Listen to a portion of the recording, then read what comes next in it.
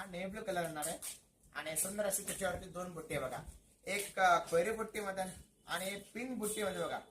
रेशीम बुट्टी पण पिंक बुट्टी मध्ये एकदम सुंदर असतं हे कलर कॉम्बिनेशन बघा.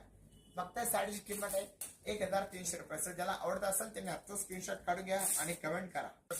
पैरेग्रीन कलर है एंड पर्पल कलर कॉम्बिनेशन है.